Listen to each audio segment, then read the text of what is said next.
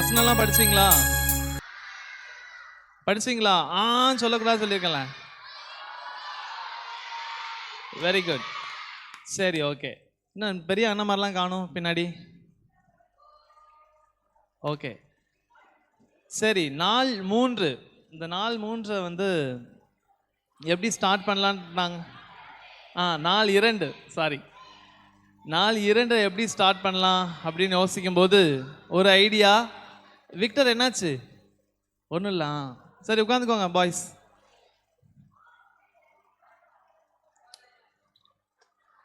சரி, உங்களுக்காக ஒரு ஸ்கிட்டு ரெடி பண்ணியிருக்கிறாங்க நம்மளுடைய டைரக்டர்ஸ். சரியா? அந்த ஸ்கிட்டுக்கு அப்புறம் உங்களுக்கு இந்த நாள் 2க்கான தலைப்பு, அது என்ன சம்பவம் அப்படிங்கிறத நீங்கள் என்ன பண்ண போகிறீங்க, பார்க்க போகிறீங்க. கொஞ்சம் நீங்கள் நேராக அமைதியாக உட்காந்துக்கோங்க, பேசக்கூடாது. என்ன நடிக்கிறாங்க, எப்படி நடிக்கிறாங்க, யார் யார் என்னென்ன கேரக்டரில் வராங்க அப்படிங்கிறத நீங்கள் கரெக்டாக கவனிச்சுக்கோங்க. இது வந்து ஒரு பைபிள் ஸ்டோரி. சரியா? பைபிள் ஸ்டோரியை உங்களுக்கு ஸ்கிட்டாக போட்டு காமிக்க போகிறாங்க. இந்த ஸ்கிட்டுக்கு அப்புறம் நம்ம வந்து பாடல்களை பார்க்க போகிறோம். சரியா? ஓகே, அமைதியாக இருந்துக்கோங்க. ரெடி? இவ்வளோ நாள் கண்ணு தெரியாத ஃப்ரெண்டுக்கு இன்னைக்கு பார்த்து கண்ணு தெரிஞ்சிருக்கு. என்ன காரணம்னு தெரியலையே.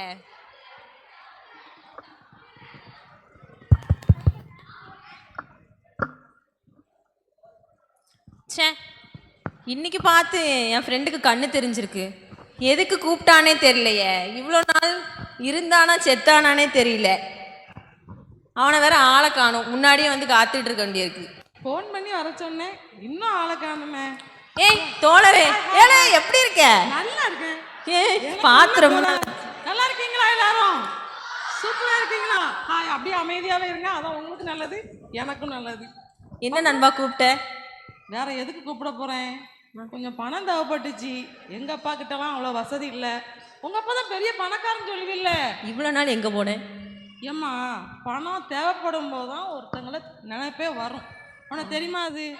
இப்போ எனக்கு ரொம்ப பணம் தேவைப்படுது. சரி, கொஞ்சம் அப்படி வாங்கிட்டு போகலாமே, ஃப்ரெண்டு தானே அப்படின்னு கூப்பிட்டேன். சரி, என்ன பணம்? எதுவும் டூருக்கு போமால? போவோம், எங்கேயாவது போய் ஜாலியாக இருப்போம். ரொம்ப வெயில் வேற ரொம்ப அடிக்கி. அப்படி ஊட்டி கொடைக்கானல் அப்படி போகலாம். சிங்கப்பூர் மலேசியா போகலாம். ஆனால் பணம் இல்லை, அதனால ஊட்டி கொடைக்கானல் போகணுமே. கண்டிப்பாக போவோம். எத்தனை ரூபா தேவைன்னு மட்டும் சொல்லு. உங்கள் அப்பா எவ்வளோ வச்சிருக்காரு? அவரு இங்கே பாரு, பார்க்குற இடம் ஃபுல்லாக எங்கள் ஐயா இடம் தான். பார்க்குற இடம்லாம் உங்கள் இடம்னா கோடீஸ்வரனா இருப்பியம்மா. சொன்னா உங்களுக்கு தெரியாது, எல்லா இடம் எங்கள் இடம் தான். சரி, ஒன்றும் வேண்டாம். கொஞ்சம் உங்கள் அப்பா கிட்ட கொஞ்சம் கோல்டு காயின்லாம் வச்சிருப்பார்ல, அது இதுக்கு அதையும் வாங்கிட்டு வரணுமா? வயக்காடு ஏதாச்சும் இருந்தானா வாங்கு. ஒன்றும் இல்லைன்னு வச்சுக்கோங்க, தரமாட்டேன்னு சொல்லுவார். இந்த அப்பா அம்மாரெலாம் என்ன செய்வாங்க, பிள்ளைகளுக்கு தரவே மாட்டாங்க. நீ என்ன செய்யணும், சண்டை போட்டு சொத்துல பாதிப்பாங்க, சண்டை போட்டு வாங்கிட்டு வந்துடும். அவ்வளோ பணம் தேவையா நமக்கு? ஜாலியாக இருக்கணும்னா பணம் வேணும்ல. அந்த மனுஷன் கொடுக்க மாட்டார்ல. நீ தான் பேசணும். அப்படி இப்படி சொல்லி, எப்பா ஃப்ரெண்டெல்லாம் கேட்டாங்க, நல்ல ஃப்ரெண்ட்ஸ் எனக்கு கிடச்சிருக்குதுலாம், எப்படியாச்சும் நீங்கள் சொத்துல பங்கு பிரித்து தந்துருங்க, நான் சந்தோஷமாக இருக்கேன் அப்படின்னு சொல்லி சண்டையை போட்டு என்ன செஞ்சுட்டு வந்துடணும். வாங்கிட்டு வந்துடுறேன். உன்னையும் நம்பிதான்ப்பா நான் இருக்கேன். சேட்டெல்லாம் 5 பைசா கிடையாது. சரில, சீக்கிரம் வாங்கிட்டு வந்துரு. சரியா? சரி, கண்டிப்பா. இவன் வேற சொல்லிட்டு போயிட்டான். நம்ம ஐயாட்ட போய் நான் எப்படி கேட்பேன்னு எனக்கு தெரியலையே. என்ன யோசனை சொல்லலாம். டூருக்கு போறேன்னா மனுஷன் துட்டு தர மாட்டாரு, சொத்தை வைக்கணும்னு சொல்லிட்டு போறானே. சரி, கேட்போம்.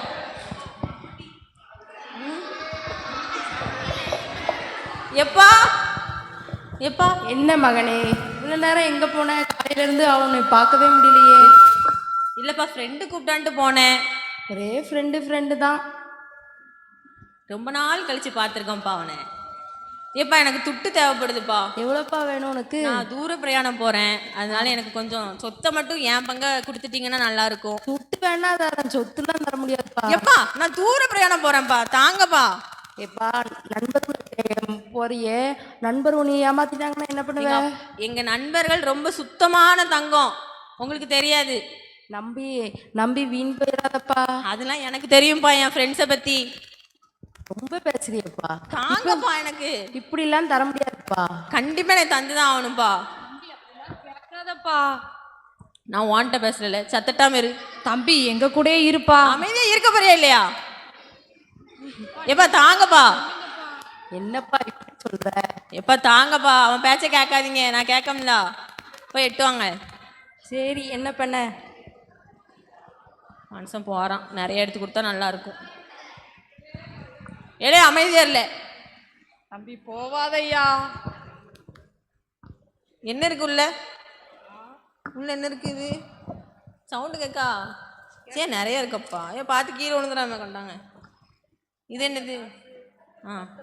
பத்திரமா 2 பேப்பர் தான் இருக்கு, கூட 4 பேப்பருங்க. எல்லாம் பிரிச்சாச்சுப்பா சமப்பாகமா. சரி சரி, இதில் வச்சு கொண்டு போ. சரிப்பா, ரொம்ப நன்றி. சரி, திரும்ப பார்த்து தேவைப்பட்டாலும் பத்திரமா வருவேன். போயிட்டு வாப்பா. சரி, ஜாலி தான் நமக்கு. நம்ம அப்பா வேற நமக்கு சொத்தை தந்துட்டாங்க, ஃபுல்லாக நமக்கு தான். இங்கே பாருங்க எவ்வளோ துட்டு இருக்குது பார்த்தீங்களா? பார்த்தீங்களா எவ்வளோ இருக்கு? நிறையா இருக்கு. சரி, என் ஃப்ரெண்டை கூப்பிடுமா? இவன்ட்ட வேற கரெக்டாக வருவான் பாரு, கரெக்டாக வருவான் பாரு, என்ட்டு கரெக்டாக கொடுப்பாரு. சொன்னேன் வாரானா ஏமாத்திரானா தெரியலையே. பாருல எங்கள் அப்பா எவ்வளோ கொடுத்துருக்காங்க பாருல. ஆமா. இது என்னது? இது ஏதோ ஒன்று கொடுத்தாரு, சுருட்டி கொடுத்தாரு. நீ ஓயாம பீத்திக்கிட்டே இருப்பிய வயக்காடு வயக்காடுன்னு. இதான் வயக்காடுன்னு நினைக்கேன். இன்னொரு பேப்பருக்கு பாருல. இது என்னது? இது தென்னந்தோப்பா? தென்னந்தோப்பு. ஆமா, இது வாழை மரத்தோப்பு. நம்ம போய் வந்து வித்து இதெல்லாம் செலவு பண்றது ரொம்ப கஷ்டம். இது உள்ள பைக்குள்ள என்னமோ கொடுத்தாரு, அது என்ன பாரு. காசு பாரு கொடுத்தாரா? ஆமா. வரையே மாட்டுக்கு என்ன ரொம்ப ஆழத்துல போறாம. என்னப்பா இதான் நமக்கு செல்ல பைய பத்தியா? இல்ல பைய பத்தியால கஞ்சதான் எவ்வளவு பெருசா இருக்கு பத்தியா? கொடுத்தது எவ்வளவு கொடுத்திருக்காரு? துட்டு கம்மியா தான் இருக்குன்னு நினைக்கிறேன். ஆமா பாரு எவ்வளவு இருக்கு பாரு. நிறைய பொற்காசுலாம் கொடுத்துருக்காரப்பா. ஆமாப்பா. எவ்வளவு தேரும் பாரு. காசு பணம் துட்டு மணி மணி காசு சூப்பராப்பா. நல்லா என்ஜாய் பண்ணால. ஃபர்ஸ்ட் இப்போ என்னதாம்மா ஜெய் போறோம். நீ வேற ஓயாம போன் இல்லைன்னு கேட்டுட்டு இருந்தில்ல. ஆமால, நல்ல ஒரு போனை வாங்கிடுவோம். என்ன போன்ல வாங்கலாம்? இவங்ககிட்ட கேட்டாலே சொல்லுவாங்க என்ன போன் வாங்கலாம். கேட்க வேண்டாம். ஐபோனா? ஐபோன் கேக்குறாங்க. சரி வாங்கிடுவோம். அதான் நம்மகிட்ட நிறைய துட்டு இருக்குல்ல இப்போ. ஆமா நிறைய துட்டு இருக்கு. உங்களுக்கு யாருக்கு வேணுமா? என்ன போன்னாலும் வாங்கலாம். சரி நம்ம ஃபர்ஸ்ட் உனக்கு என்ன செஞ்சிருவோம், ஒரு போனை வாங்கிடுவோம். இந்த அக்கா போன் கடை வச்சிருக்க மாதிரி இருக்க. ஆமா ஏக்கா போன் வச்சிருக்கீங்களா? ஏக்கா உங்க போன் தாங்க கொடுங்க அக்கா. போனே இல்லையா? கடை வச்சிருக்கீங்க போன் இல்லைங்க. நம்ம கேட்க வரும்போதே பார்த்துட்டு வந்துட்டேன், ஆளே இல்லை. இந்த பாரு இந்த இருக்கோ கடை. அந்த ஒரு கடை இருக்கு பாரு. சரி சரி நம்மளே எடுத்துக்க வேண்டியதான் போல. ஆமாலே, இந்த பொம்மை போட்டது நல்லா இருக்கு, கிளிட்டர் வச்சு சூப்பரா இருக்கே. கேமரா நல்லா இருக்கான்னு பாரு. ஆமா இரு வாப்போம். சவுண்ட்லாம் வா, அப்பதான் செல்ஃபிக்கு நல்லா இருக்கும். நீ எப்ப பார்த்தாலும் செல்ஃபி எடுக்கும் போல என்ன இந்த பக்கமே அனுப்பி விட்டுருதப்பா. இந்த பக்கம் தானே அழகா இருக்கும். நீ நல்லா இருக்கணும் காண்டி என்ன இங்க பக்கம் வச்சு போட்டுருத. இல்ல செல்ஃபி எப்படி வைக்கணும் ஒண்ணுமே தெரிய மாட்டேங்கப்பா உனக்கு. பின்னாடி தானே தெரியுது. சரி ஏடாப்பா ஏதாச்சும் ஏடு டக்குன்னு எடு. நல்லா தெரியுதா? நல்ல கலரா போடப்பா. லிப்ஸ்டிக்லாம் போறாந்த போட்டுக்கோ. ஃபில்டர் போடணும், அது எங்க இருக்குன்னு தெரியல ஆப்ஷனு. ஒண்ணு கண்டுபிடிச்சேன். ஐபோன் வாங்குனுங்க. சூப்பரா இருக்கு. போன் வாங்கியாச்சு. ஆமா, ஏன்னா இந்த உனக்கு ஒரு போன்ல காசு ரொம்ப இருக்குல்ல, அதனால நம்ம உனக்கு பாரு தொங்குது பாரு. ரைட் தொங்கட்டும். ஏன் நல்லா கேட்கான்னு செக் பண்ணுவோம். இரு நான் உனக்கு கால் பண்றேன். நம்பர்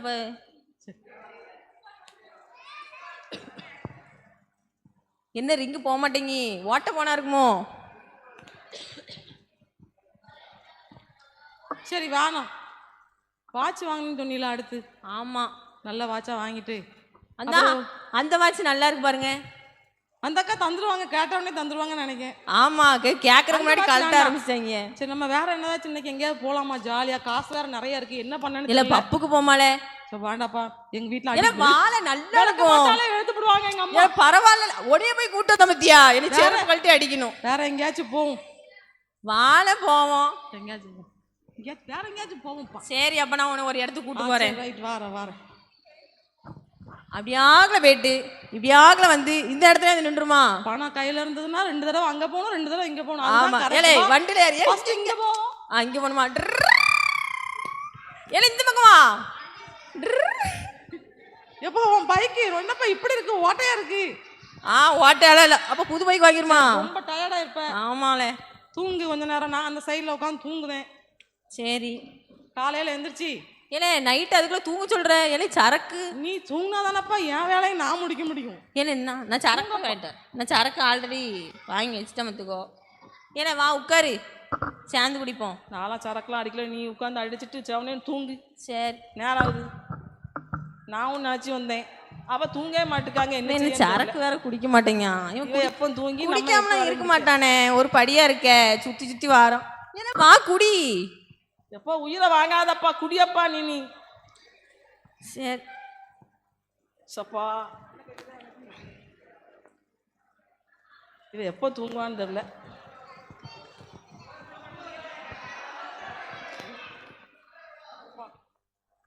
நல்லா தூங்கிட்டாங்க. நம்ம வேலையை காமிச்சிட்டு போயிட்டே இருக்க வேண்டியதான்.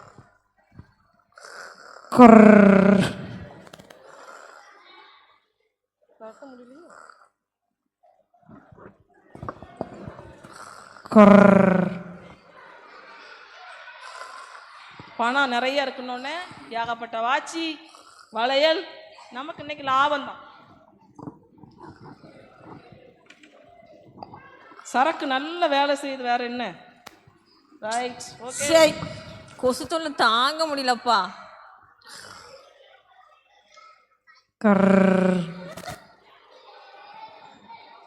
விடிஞ்சிச்சா அதுக்குள்ள? என்ன நம்ம எங்கேயோ இருந்த மாதிரி இருக்கு. ஓ ஃப்ரெண்டு கூட நம்ம டூருக்கு வந்தோம் பாரு, மறந்துட்டேன். என்னமோ வெயிட் எல்லாம் குறைஞ்ச மாதிரி இருக்கு. ஆமா வாட்சை காணும், ஃபாஸ்ட்ராக் வாட்சை காணும், 2 தங்க வளையல வேற காணுமே. சரி ஃப்ரெண்டுகிட்ட கேட்போம், எங்கனையாவது கழட்டி வச்சிருப்பான். தோழரே தோழரே, கண்ணு கட்டின தூரத்துக்கு தோழரை காணல. ஐயோ வாசல் வேற திறந்துருக்க, போயிட்டானோ, ஏமாத்திருப்பானோ. அச்சிச்சோ போச்சே. எங்கள் அப்பா சொன்னாங்க, முன்னாடியே சொன்னாங்க, ஃப்ரெண்ட்ஸ் எல்லாம் நம்பாதன்னு. போச்சே, என் துட்டெல்லாம் போச்சே. இனிமே நான் என்ன பண்ணேன்? சரி வயிறு வேற ரொம்ப பசிக்கி, துட்டு வேற இல்லை, என்ன பண்ணேன்? நம்ம யாருக்கிட்டையாச்சும் போய் வேலை கேட்போம். நம்ம யாரு வேலை கொடுப்பா? ஐயா வேலை இருக்குமாயா? இருக்கு. என்ன வேலையா இருக்கு? பண்ணி வைக்கிற வேலை இருக்கு. பண்ணி வைக்கிற வேலையா? நான் எங்க வீட்டில் நான் பண்ணி வைக்க மாட்டேன், எங்க அண்ணனை தான் மேய்க்க விடுவேன். பண்ணி வைக்கிற வேலையா? சரியா இருக்கட்டும், பரவாயில்லையா. பண்ணி எங்கேயா இருக்கு? இந்த இருக்கா? Shoe shoe shoe shoe. வயிறு வேற பசிக்கி, அந்த மனுஷன் வாரானான்னு பார்த்துக்கிடுவோம். நமக்கு தவிடு தான் இருக்கு, சாப்பிடுவோம்.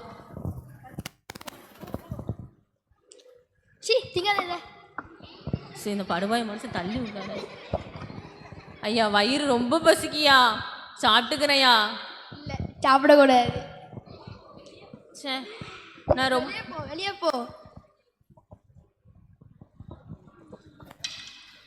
சே நான் ரொம்ப தப்பு பண்ணிட்டேன். இந்த ஃப்ரெண்ட்ஸை நம்பி நான் ரொம்ப மோசம் போயிட்டேன். நான் எங்கள் அப்பா கிட்ட போய் நான் சாரி சொல்லிட்டு நான் போய் சேர்ந்துக்கலான்னு பார்க்கேன். அவர் வேற என்னை சேர்த்துக்கிடுவாரான்னு எனக்கு தெரியலையே. சரி அவர் வீட்டில் ஒரு வேலைக்காரனாவாச்சும் நான் போய் ஜாயின் பண்ணிக்கிடுவோம். சே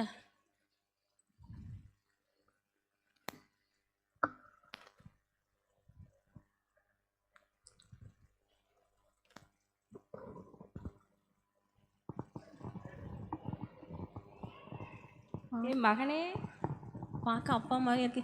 எப்பா நீங்களா? ஆமாப்பா. எப்பா என் ஃப்ரெண்ட்ஸ் நீ ஏமாத்திட்டாங்கப்பா. நான் சொன்னேன்ல ஏற்கனவே நம்பாதேன்னு. ஆமாப்பா சொத்துலாம் போயிட்டுப்பா, ஒரு பைசா இல்லைப்பா, கையில் காத்துல இருக்கிறது எல்லாத்தையும் அவுத்து விட்டாங்கப்பா. பரவாயில்லப்பா, நீ வந்தில்ல, மறுபடியும் வந்ததே எனக்கு ரொம்ப சந்தோஷம்ப்பா.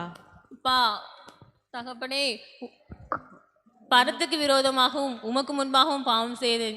இனிமேல் நம்முடைய குமாரன் என்று சொல்லப்படுவதற்கு நான் பாத்திரனே இல்லையப்பா.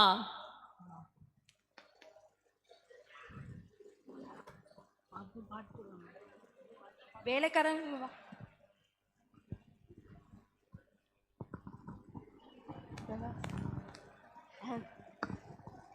வேலைக்காரன் நீங்க வாங்க.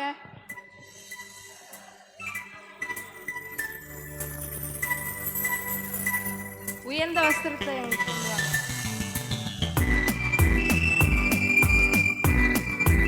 மோதிரம்.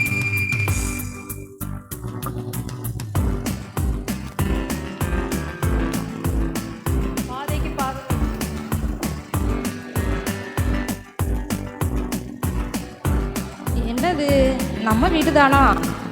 ஒரே பாட்டு சத்தமாலாம் கேட்க என்ன நடக்குன்னே தெரியல.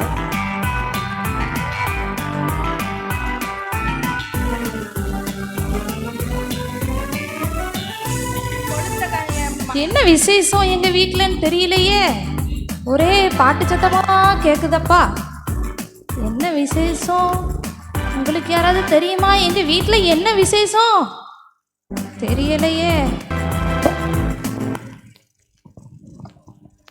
என் பையன் திரும்பவே வந்திருக்கான். கொளுத்த கன்றுகளை அடித்து விருந்து வைப்பா.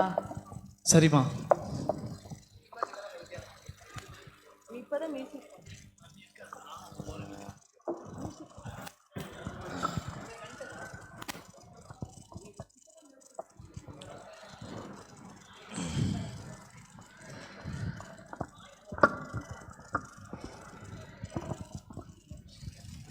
ஏன் வேலைக்காரன் தம்பி இங்க வா, இங்க வாப்பா. சொல்லுங்க எஜமான்.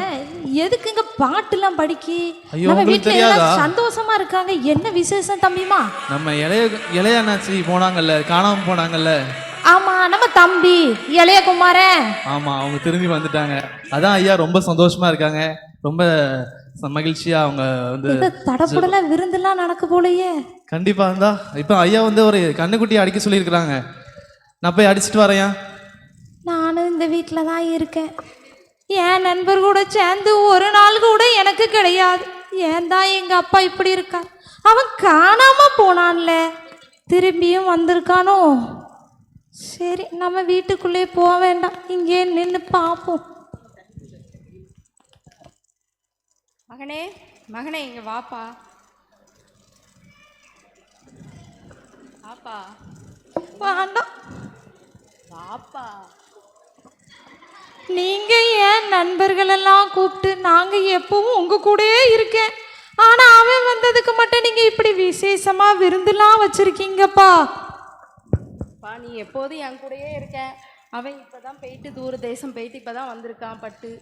நீ என் கூடயே தானே இருக்கப்பா. உனக்கு எதுக்குப்பா அந்த இதெல்லாம்? சரிங்கப்பா.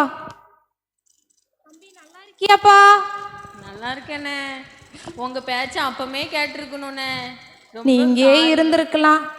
பரத்துக்கு விரோதமாகவும் தமகப்பனுக்கு விரோதமும் இப்படி பாவம் செஞ்சாலும் திரும்பி வந்திருக்க.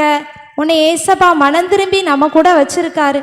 இனிமே நம்ம எப்பவும் அப்பா கூட சந்தோஷமா இருப்போம்ப்பா.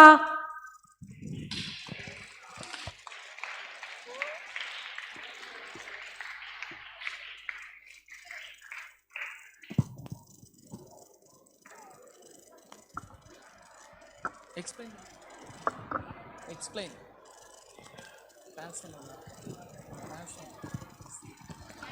ஸ்கிட் நல்லா இருந்துச்சா? சரி, இது என்ன ஸ்டோரி பைபிளில் தெரியுதா? இளையகுமாரன். சரி, என்ன செஞ்சாங்க இளையகுமாரன்? அப்பா பேச்சு கேட்காம தூர தேசத்துக்கு நண்பர்களோடு போனாங்க. நண்பர்கள்லாம் என்ன செஞ்சிட்டாங்க? பணத்தெல்லாம் காலியானதுக்கப்புறம் அவங்க ஃப்ரெண்டை விட்டுட்டு போயிட்டாங்க. திரும்ப என்ன செஞ்சாங்க? இந்த இளையகுமாரனுக்கு கையில் வந்து பணமும் இல்லை, பன்றி இலை மேய்க்கிற வேலை தான் கிடச்சிச்சு. அவங்களுக்கு சரியான சாப்பாடு கிடைக்கல. அந்த பன்றிகள் சாப்பிட்ற அந்த தவிட்டுனால தான் நம்ம வயிறை நிரப்பணும் அப்படின்னு நினச்சாங்க. அது கூட என்ன செய்யலை, அந்த அண்ணனுக்கு கிடைக்கல. அதுக்கப்புறமா தான் அந்த அண்ணனுக்கு ஒரு புத்தி வருது. நம்ம வீட்டில் எத்தனையோ வேலைக்காரங்க இருக்காங்க, ஆனால் நான் வந்து இங்கே ஒரு நேரம் சாப்பாட்டுக்கு கூட ரொம்ப கஷ்டப்படுறேனே அப்படின்னு அவங்க அப்பா ஞாபகம் வந்து அவங்க அப்பா கிட்ட போய் என்ன கேட்டாங்க? மன்னிப்பு கேட்டு மனம் திரும்பி என்ன செஞ்சாங்க? அவங்க வீட்டுக்கு மீண்டுமா போய் செஞ்சாங்க. சரி, இப்போ இன்னைக்குரிய பாட்டு படிச்சிடலாமா?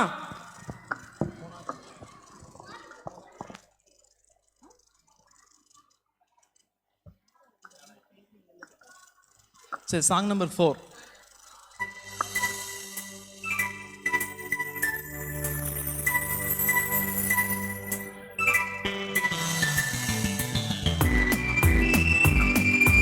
சின்ன சின்ன மனசு வண்ண வண்ண கனவு, சின்ன சின்ன மனசு வண்ண வண்ண கனவு மினி மினி மறைகின்றது. பட்டாம்பூச்சி போல சிறகடித்து பார்க்க சின்ன மனமே கிடுது. சின்ன சின்ன மனசு வண்ண வண்ண கனவு மினி மினி மறைகின்றது. பட்டாம்பூச்சி போல சிறகடித்து பறக்க சின்ன மனமே இடுது.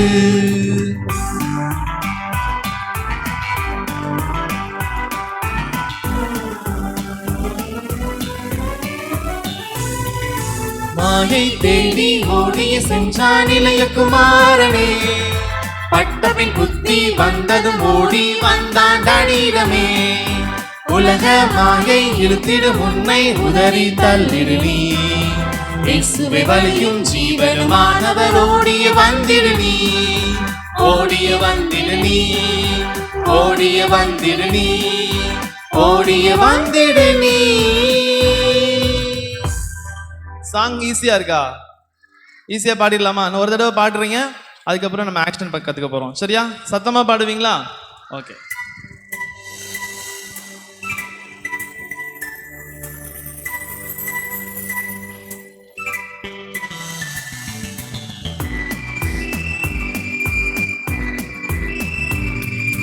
சின்ன சின்ன மனசு வண்ண வண்ண கனவு மினி மினி மாறுகின்றது, பட்டாம்பூச்சி போல சிறகடித்து பறக்க சின்ன மனமே இழுது. பாடுங்க. சின்ன சின்ன மனசு வண்ண வண்ண கனவு மினி மினி மறைகின்றது, சத்தமா. பட்டாம்பூச்சி போல சிறகடித்து பறக்க சின்ன மனம் ஏங்கிடுது.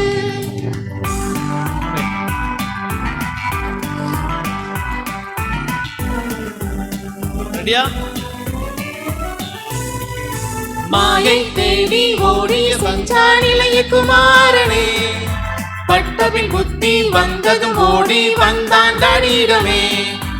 உலக மாயை இழுத்திடும் உன்னை உதறி தள்ளிடு நீ, இயேசுவே வழியும் ஜீவனுமானவர் ஓடிய வந்திடு நீ, ஓடிய வந்திடு நீ, ஓடிய வந்திடு நீ, ஓடிய வந்திடு நீ. ரொம்ப ஈஸியா கத்துக்கிட்டீங்கன்னு நினைக்கிறேன். சரி, இப்போ ஆக்ஷன் பார்க்கலாமா? ஓகே. சாங் பாடிக்கிட்டே ஆக்ஷன் பார்க்கணும். சரியா?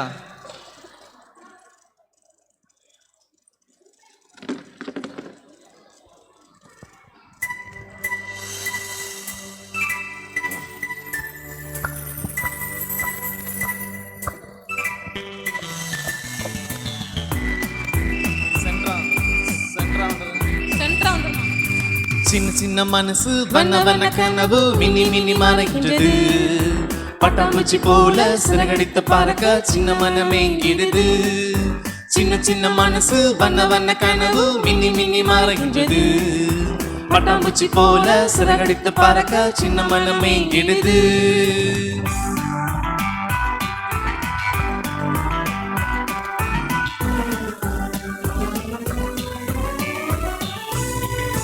மாயை தேடி ஓடிய சென்றான் இளைய குமாரனே, பட்டபின் புத்தி வந்ததும் ஓடி வந்தான் டாடியிடமே. உலக மாயை இழுத்திடும் உன்னை உதறி தள்ளிடு நீ, இயேசுவே வழியும் ஜீவனுமானவர் ஓடிய வந்திடு நீ, ஓடிய வந்திடு நீ, ஓடிய வந்திடு நீ, ஓடிய வந்திடு நீ. எல்லாரும் ரொம்ப ரெடியா இருக்கீங்க அப்படின்னு நினைக்கிறேன். சரி, 1 2 3. சரி, சீக்கிரம் எந்திரிங்க. ஆதி என்ன எந்திரிச்சுக்கோங்க.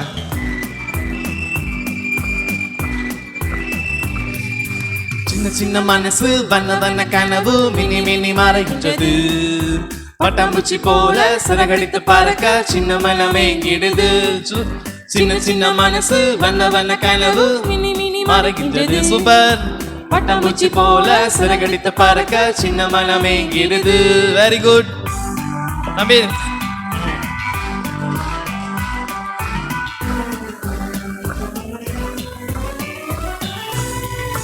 மாயை தேடி ஓடிய வந்தான் இளைய குமாரனே, பட்டபின் புத்தி வந்ததும் ஓடி வந்தான் டாடியிடமே. உலக மாயை இழுத்திடும் உன்னை உதறி தள்ளிடு நீ, இயேசுவே வழியும் ஜீவனுமானவர் ஓடிய வந்திடு நீ, ஓடிய வந்திடு நீ, ஓடிய வந்திடு நீ, ஓடிய. தம்பி ஓடி வாங்கம்மா, வெளியே போக வேண்டாம். ஓடியே வாங்கன்னா வெளியே போறீங்க பாருங்க. சரி, ஓகே. அப்படியே அமைதியா உட்காந்துக்கோங்க. Very good. இந்த சாங்கை நம்ம நாளைக்கு ஆக்ஷனோட இன்னொரு தடவை ரிப்பீட் பண்ணலாம். இப்போ நாள் 2க்கான மனப்பாட வசனம் தலைப்பு என்னங்கிறத சொல்லிக் கொடுக்கறதுக்காக நம்ம இடத்துல ரஞ்சினிகா வராங்க. சரியா? இன்னைக்கு வசனம் முந்தின நாள் வசனம் அக்கா கேட்பாங்க. யாராவது ஒருத்தங்க இது வரைக்கும் சொல்லாதவங்க அக்கா சீனியர் பாய்ஸ்கிட்ட யார்கிட்டயாவது கேளுங்க, சொல்லுவாங்க. சரியா?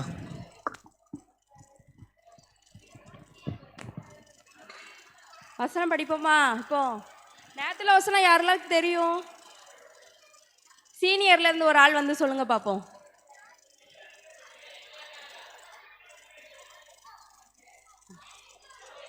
சீனியர்ல இருந்து வந்து சொல்லுங்க. வா என்னி வா, செல்டன் வா.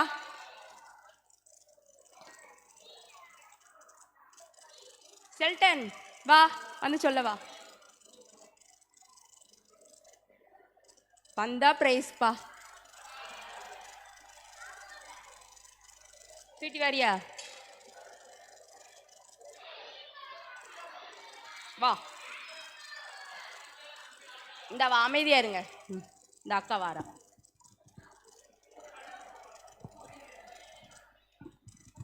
கருத்து வழி இதுவே. நீங்கள் வலதுபுறமாக சாயும் போதும் இடதுபுறமாக சாயும் போதும் வழி இதுவே. இதிலே நடவுங்கள் என்று உங்களுக்கு பின்னாலே சொல்லும் வார்த்தை உங்கள் காதுகள் கேட்கும்.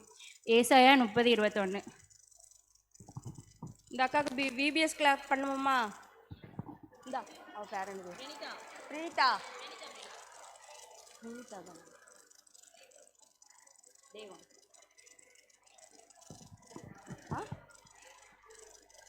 யாராட்டி ஒரு ஆள் டே ஒன் சொல்றீங்களா?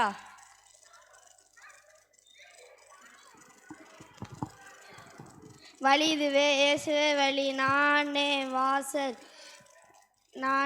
வாசல், இது என் வழியாய் ஒருவன் உட்பிரவேசித்தால் அவன் ரட்சிக்கப்படுவான். அவன் உள்ளும் புறமும் சென்று மேய்ச்சலை கண்டடைவான். யோவான் 10:9.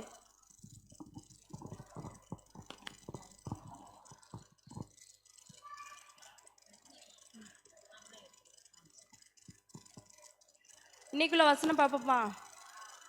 இன்னைக்குள்ள ஹெட்டிங் மனம் திரும்பும் வழி. என்ன ஹெட்டிங்? மனம் திரும்பும். நான் சொல்ல சொல்லுங்க. என்ன? தகப்பனே, பரத்துக்கு விரோதமாகவும் உமக்கு முன்பாகவும் பாவம் செய்தேன். இனிமேல் உம்முடைய குமாரன் என்று சொல்லுவதற்கு நான் பாத்திரன் அல்ல. சொல்லப்படுவதற்கு நான் பாத்திரன் அல்ல. பாத்திரன் என்று சொன்னான். லூக்கா 15:21. மனம் திரும்பும் வழி. தகப்பனே, பரத்துக்கு விரோதமாகவும் உமக்கு முன்பாகவும் பாவம் செய்தேன். இனிமேல் உம்முடைய குமாரன் என்று சொல்லப்படுவதற்கு நான் பாத்திரன் அல்ல என்று சொன்னான். லூக்கா 15:21. இதை கேம் மூலியமாக இப்போ இந்த வசனத்தை படிப்போமா?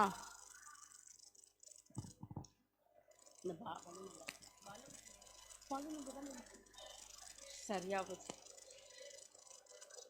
ஆமாம்,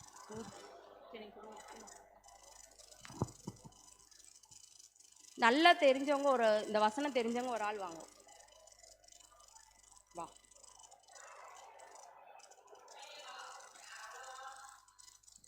இந்தா வந்துட்டா. நீங்களும் போய் உட்காரு. ஒரு ஆள் போதும். போதும். வெளியே அனுப்பு. விசில், நீ வெளியே போ. பலூன்டா.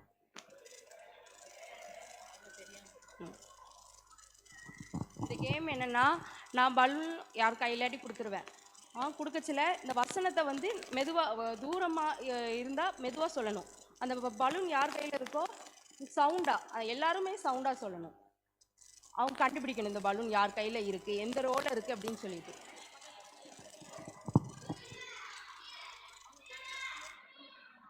ஆமா, கையில பக்கத்துல போச்சுல, பலூன் பக்கத்துல போச்சுல, சவுண்டா சொல்லணும். இப்போ டிசில் வந்து வெளியில் போயிருக்கான். உங்கள் கையில் அக்கா ஒரு பொருள் தருவாங்க, யார்கிட்டயாச்சும் தருவாங்க. டிசில் வந்ததுக்கப்புறம் நீங்கள் என்ன பண்ணணும்னா இந்த வசனத்தை எல்லாரும் சேர்ந்து சொல்லிக்கிட்டே இருக்கணும்.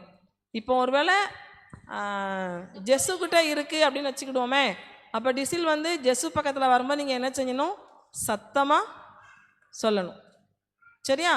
அதை வச்சு தான் அவன் என்ன செய்வான், யார்கிட்ட இருக்குது அப்படிங்கிறத கண்டுபிடிப்பான். அவன் கண்டுபிடிக்கிற வரைக்கும் நீங்கள் என்ன சொல்லணும், வசனத்தை சொல்லிக்கிட்டே இருக்கணும். அதுதான் கேம். சரியா? எல்லாருமே கையையும் இப்படி வச்சிருக்கணும். அவனுக்கு வந்து யார் கையில் இருக்குன்னு தெரியக்கூடாது. எல்லாரும் இப்படி வச்சுக்கணும். வச்சிடலாமா? சரி, நீங்கள் யார் கையில கொடுங்க. தம்பி ஒளிச்சு வச்சுக்கோ, வெளியே தெரியக்கூடாது பலூன். அவன் யாரும் சொல்லிலாம் கொடுக்கக்கூடாது, சிக்னல்லாம் காமிக்கக்கூடாது. சரி, டிசில் வச்சு எல்லாரும் கையை அப்படி வச்சுக்கோங்க. எல்லாரும் இப்படி வச்சுக்கோங்க. யாரும் கையை அப்படி வைக்கலனாலும் பார்ப்பேன். எல்லாரும் வைக்கணும். தம்பி, லாஸ்ட் ரவுண்ட். ஓகே, ஸ்டார்ட் பண்ணிடலாமா? தகப்பனே தகப்பனே பரத்துக்கு விரோதம்.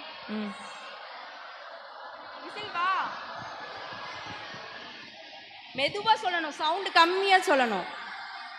சவுண்ட் இன்னும் கம்மியா, தூரமா இருக்கல, சவுண்ட் கம்மியா சொல்லுங்க பாப்போம். தகப்பனே இப்ப கண்டுபிடிக்கிற வரத்துக்கு விரோதம் சவுண்ட்.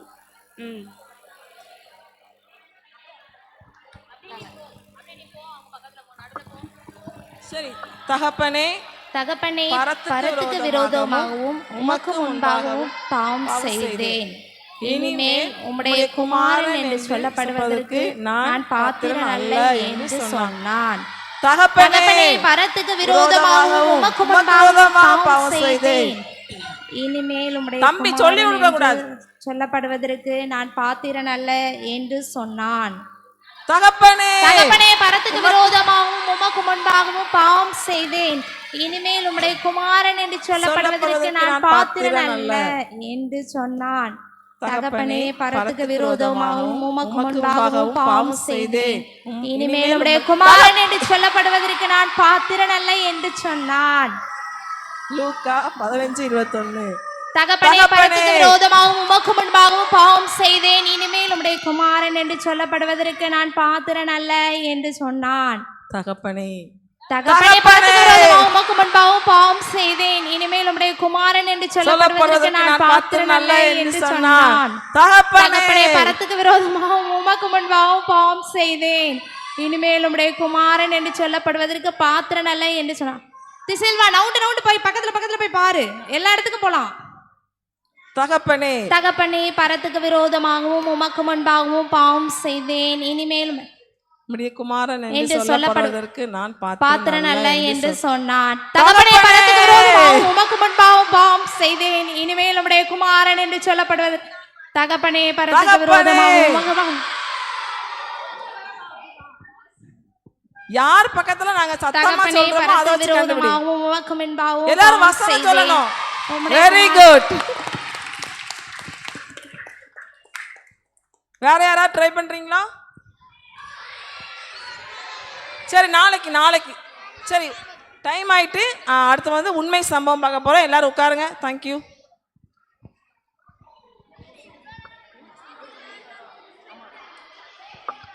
சரி, இன்று 2வது நாளுக்கான உண்மை சம்பவத்தை ரஞ்சினி அக்கா சொல்ல வருவாங்க. எல்லாரும் அமைதியா இருங்க. ஈனோக் உன்னோட இடத்துக்கு வா. இதுக்கு அங்கிட்டு உட்காருங்க. எல்லாரும் இந்த பிளாக் லைனுக்கு அந்த பக்கம் உட்காரணும். செவுரில் சாயாம தயவு செஞ்சு எல்லாரும் இங்கே பார்த்து உட்காருங்க. அமைதியா இருங்க எல்லாரும்.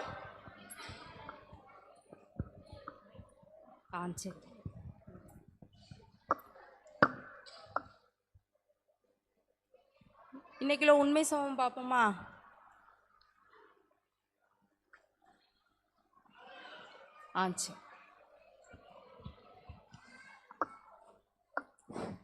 செக்.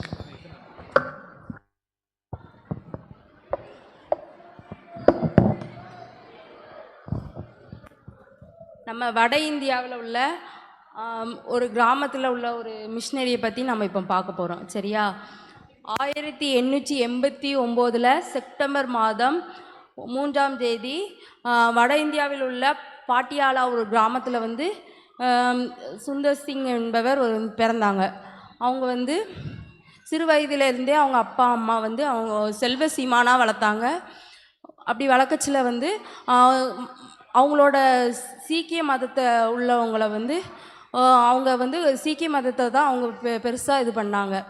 அப்போது அவங்க அம்மா அப்பா வந்து அவனை வந்து சீக்கிய மத போதத்தை சொல்லி கொடுத்து அவனை சின்ன வயசுலேருந்தே அவனை வளர்த்தாங்க. அப்படி இப்போ சில மைல் தூரம் வந்து அவனை வந்து மலைகளுக்கு கூட்டிகிட்டு போய் சாதுக்கள்கிட்ட வந்து அவனை வந்து உட்கார வச்சு சீக்கிய மதத்தை பற்றி போதிப்பாங்க அவனை. அந்த சிறு வயதுலேருந்தே அவன் மதத்தை வந்து அவன் கற்றுக்கொண்டே வாரான். அப்படி வரச்சில் ஒரு நாள் அவன் ஒரு நண்பர் வந்து இறந்து போயிடான். அவனோட க்ளோஸ் நண்பன் வந்து இறந்து போயிருந்தான். உடனே அவன் வந்து புனித நூலான அந்த இறந்த இதனால புனித நூலான எல்லா சமயத்தில் உள்ள புத்தகங்களையும் படிக்கணும்னு சொல்லி அவன் உண்மையாக ஒரு ஆர்வத்தோடு இருக்கச்சில் முஸ்லீம்களில் உள்ள புத்தகம் குரான் அப்படி எல்லா இதையும் அவன் கற்றுக்கொண்டு அம்மா அப்பாவுக்கு தெரியாமல் ராத்திரி நேரம் உட்காந்து அதை வாசிப்பான். அவங்க அம்மா அப்பா எல்லோரும் படுத்தோடனே இவன் மட்டும் போய் லைட்டு போட்டு அப்படி உட்காந்து படிச்சுக்கிட்டே வாரான். அவங்க அப்படி வளர்ந்துக்கிட்டே இருக்கச்சில் அவனை வந்து ஒரு கிறிஸ்துவ பள்ளியில் அவனை சேர்க்காங்க. கிறிஸ்துவ பள்ளியில் சேர்த்தோன்னே அங்கே வந்து அவனை வந்து சங்கீதம் பகுதியை வாசிக்க சொல்கிறாங்க. இவனுக்கு அது விருப்பம் இல்லாமல் கிறிஸ்துவ மேல உள்ள வெறுப்பு வந்து அவனுக்கு ஜாஸ்தி ஆனோடனே அவன் நான் ஸ்கூலுக்கே போக மாட்டேன் அப்படின்னு சொல்லி ஒரு இதில் இருக்கான். அப்போது புக்கை எல்லாரும் மிஷினரி பார்த்தாலே அவனுக்கு வந்து மிஷினரியை பார்த்தாலே அவனுக்கு கோபம் வரும். என்னதாடி பண்ணணும் அப்படின்னு சொல்லி அவன் இது பண்ணிகிட்டு இருக்கச்சில் ஒரு காலகட்டத்தில் 14ஆவது வயசில் வந்து அவனோட தாயின் மரணம் ஏற்படுது. தாயோட மரணம் ஏற்பட்டோன்னே அவன் வந்து முற்றிலுமாய் மாறுபட்டவனாக காணப்படுறான். எப்படின்னா இது அடிபிடித்த சண்டை அப்படி எல்லாத்தையும் மாறுபட்டு காணப்படச்சில் அவன் வந்து மிஷினரிமார் மேலே கல்லையும் சேற்றையும் வீசுவான். அப்படி அவன் ஸ்கூலில் வந்து நண்பர்கள் எல்லாத்தையும் சேர்த்து இந்த கிறிஸ்தவ மதத்தை வந்து தெரியாத இவங்களெல்லாம் அவங்களுக்கு பிடிக்காதவங்களெல்லாம் சேர்த்து கூட்டிணைச்சி இவன் அந்த மாணவருக்கு வந்து ஒரு தலைவனாக இருக்கான். அந்த கூட்டத்துக்கு தலைவனாக கிறிஸ்தவ மத இதுக்கு தலைவனாக இருக்கான். எதிர்த்த மாணவர்களுக்கு இவன் தலைவனாக இருக்கான். இவன் வந்து அப்படி வந்துக்கிட்டே இருக்குச்சில் ஒரு நாள் வந்து வசனம் இது படிக்க திரும்பியும் கொடுக்காங்க அவனுக்கு. பைபிளை கொடுத்தோன்னே அந்த பைபிளை வந்து ஒவ்வொரு பேஜாக கிழித்து தூக்கி வீசிடுதான். அதனால அவன் மனசு வந்து ரொம்ப பாதிக்கப்படுது. ஒரு ராத்திரி அன்னைக்கு அவன் கிழிச்சு போட்ட அன்னைக்கு வந்து மனசு வந்து வேதனைப்படுது. ஐயோ இப்படி கிழிச்சிட்டோமே, யார் தான் இப்படி இந்த உண்மையான தெய்வம் அப்படின்னு சொல்லி காணப்படணும் அப்படின்னு சொல்லிட்டு மனசுக்குள்ளே இது பண்ணிகிட்டு இருக்கச்சில் ஒரு நாள் ராத்திரி படுத்துருக்குச்சில் சும்மா சொல்கிறான் சத்தமாக, எனக்கு வந்து யார் உண்மையான தெய்வம் அப்படின்னு எனக்கு தெரியணும். அப்படி தெரியலைன்னா காலையில் எந்திக்கிறதுக்குள்ளே எனக்கு தெரியலைன்னா நான் ராத்திரி காலையில் போய் ரயிலில் விழுந்து நான் செத்துருவேன் அப்படின்னு சொல்லி மரணிச்சுக்கிடுவேன் அப்படின்னு சொல்லிட்டு படுத்துருதான். அப்படி இப்போ இருக்கச்சில் ஒரு அவன் படுத்துருக்கிற அறையில் வந்து அதிகாலையிலே ஒரு பேர் வெளிச்சம் ஏற்படுது. அந்த வெளிச்சத்தில் வந்து என்ன ஒரு சிலுவை தெரியுது. சிலுவையில் ஏசப்பா மறிச்சு இருக்கிற மாதிரியும் அப்படி அவன் பார்க்கான். உன்னை நீங்கள் யார் அப்படின்னு சொல்லி கேட்கான். உன்னை ஏசப்பா உன்னை ரட்சிக்க வந்த தேவன் நான் தான், நீ வந்து இவ்வளோ துன்புறுத்துறியே ஏன் அப்படின்னு சொல்லி ஏசப்பா கேட்காங்க. உன்னை கேட்டோன்னே அவன் வந்து அவன் பாவங்கள் எல்லாத்தையும் அறிக்கை செய்து அவன் மனசுக்குள்ளே ஒரு நம்பிக்கையை ஏற்படுத்துது. உடனே ஏசப்பா காலில் விழுந்து இது நான் பண்ணதெல்லாம் தப்பு ஏசப்பா அப்படின்னு சொல்லி ஏசப்பாட விண்ணப்பம் செய்கிறான். செஞ்சோடனே அவன் மனசுக்குள்ளே பெரிய சந்தோஷம் ஏற்படுது. ஒரு நம்பிக்கையும் வந்துடுது, சந்தோஷமும் வந்துடுது. அதனால் அவன் வந்து ஏசப்பா நான் இனிமேல் என் பாவங்களை மன்னிக்கிறேன், நான் உங்களே ஏற்றுக்கொள்கிறேன் அப்படின்னு சொல்லிட்டு படுத்துருதான். அவங்க காலையில் எந்திரிச்சோன்னா அவங்க அப்பா கிட்ட போய் சொல்கிறான், அப்பா இந்த மாதிரி எனக்கு ஒரு தரிசனம் கிடச்சிச்சு, ஏசப்பா தான் உண்மையான தெய்வம்னு எனக்கு வந்து உணர்த்தினாங்க ஏசப்பா, அதனால் நான் உங்களை பின்பற்ற போகிறேன் அப்படின்னு சொல்லி சொல்கிறான். அப்போது ஏசப்பா என்ன பண்ணுறாங்க, அவங்க அப்பா வந்து எப்பா நம்மளுக்கு இந்த இதெல்லாம் இதுக்கு நமக்கு இது இந்த சமயம்லாம் நமக்கு இதில் இது கிடையாதுப்பா, நம்ம சமூகம் நம்மளை வேறு மாதிரி பேசும்பா, வேண்டாம்ப்பா அப்படின்னு சொல்கிறாங்க. உடனே இவன் வந்து என்ன இல்லைப்பா நான் உன் மனசுக்குள்ளே ஒரு சந்தோஷம் எப்போதும் இல்லாத சந்தோஷம் எனக்கு இப்போ இருக்குது, அதனால நான் வந்து ஏசப்பாவை சுவிசேஷம் பண்ண போகிறேன் அப்படின்னு சொல்லலாம். எப்பா வேண்டாம்ப்பா அப்படின்னு சொல்லி அவங்க அப்பா ரொம்ப பண்ணோன்னே அவனுக்கே தெரியாமல் காலை உணவில் அவங்க அப்பா என்ன பண்ணுறாங்கன்னா காலை உணவு எடுத்து கொடுக்காங்க. எடுத்து கொடுக்கச்சில அவனுக்கே தெரியாமல் விஷம் கலந்துருந்தாங்க. அவன் சாப்பிட்ருதான் அப்படி அவனுக்கே தெரியல சாப்பாட்டில் அப்பா விஷம் கலந்துருக்காங்க அப்படின்னு சொல்லிட்டு ஒரு அவன் கிறிஸ்தவ குடும்பத்தை போய் அங்கே உள்ள குடும்பத்தை போய் சந்திக்கான். இந்த மாதிரி எங்கள் அப்பா அப்படின்னா அவங்க வந்து அவனை ஆதரித்து அவனை வந்து காப்பாற்றிருந்தாங்க, உயிரை காப்பாற்றி வச்சுருந்தாங்க.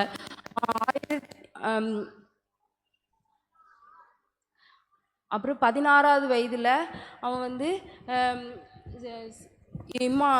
இமயமலையில் உள்ள வந்து ஒரு ஊருக்கு போய் ஞானஸ்தானம் பெற்றுக்கொள்கிறான். 16வது அப்புறம் ஞானஸ்தானம் பெற்றுக்கொண்டு சுவிசேஷத்தை அறிவிக்க அப்படி போயிட்டுருக்கான். அதே மாதிரி இளையகுமாரன் எப்படி நான் ஏசப்பாவை பின்பற்றி அவங்க அப்பாவை தேடி வந்தானோ அதே மாதிரி இவனும் சிறு வயதில் 16வது வயசில் எல்லாருக்கும் ஒரு முன்மாதிரியாக நடந்தான். அப்புறமே ஒரு சிவப்பு அங்கி உடுத்திக்கிட்டு தலையில் தலைப்பாகை கட்டிக்கிட்டு தான் அவன் வந்து சுவிசேஷம் பண்ணுவான். காலில் செருப்பு கூட போட மாட்டான். அப்படி நடந்து சுவிசேஷத்தை அப்படியே கொண்டு போயிட்டு இருந்தான். மனம் திரும்பி இளையகுமாரன் எப்படி மனம் திரும்பி ஏசப்பா கிட்ட வந்தான், அவங்க அப்பா கிட்ட வந்தானோ அதே போல் சுந்தர் சிங்கும் மனம் திரும்பி அவங்க ஏசப்பா கிட்ட வந்தான். நம்மளும் மனம் திரும்புவோமா?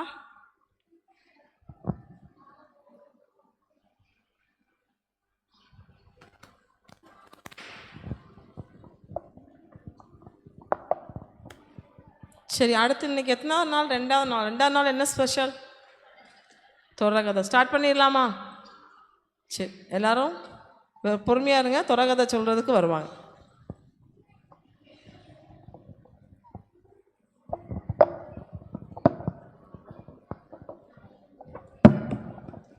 Hi hi hello Priscilla, தூங்கிட்டீங்களா?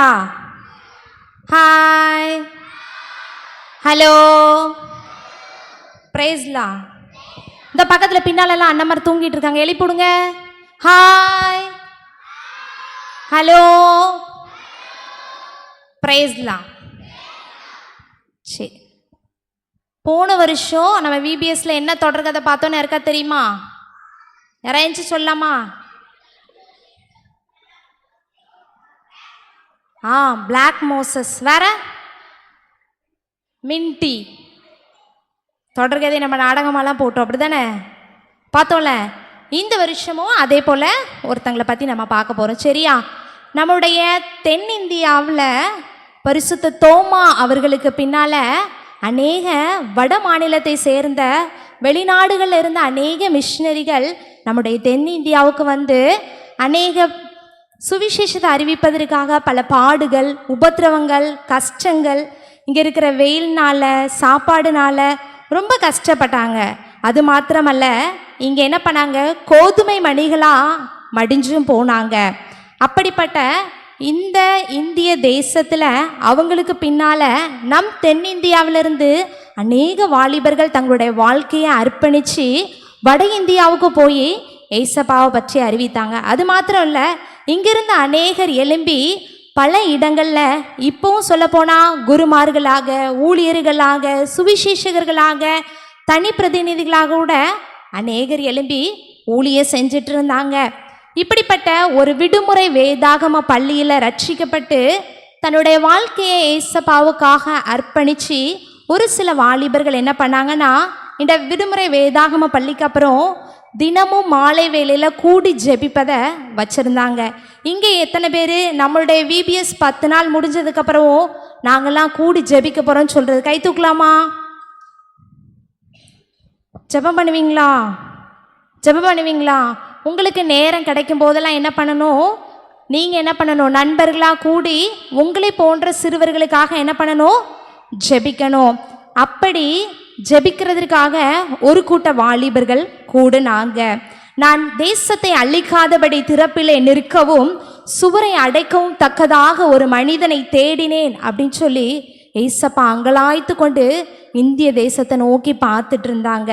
இந்த தேசத்தில் என்னுடைய சுவிசேஷத்தை சுமந்து சொல்ல யாராவது வரமாட்டாங்களான்னு சொல்லி தேடி பார்த்து கொண்டிருந்தாங்க. அப்படிப்பட்ட சூழ்நிலையில் ஒரே ஒரு வாலிபனுக்குள்ள ஒரு விசுவாசம் வந்துச்சு. என்னன்னா, இந்தியா முழுவதும் சுவிசேஷமே அறிவிக்கப்பட்டிராத இடங்களுக்கு சென்று ஆண்டவருடைய நற்செய்தியை சொல்லணும். யாருமே இங்கே போய் அறிவிச்சிருக்க கூடாது, அந்த இடத்துக்கு நான் போகணும்னு சொல்லி ஒரு வாலிபனுக்குள்ள ஒரு விதமான ஒரு தூண்டுதல் இருந்துச்சு. அந்த வாலிபன் பரமக்குடியில் பிறந்தார்.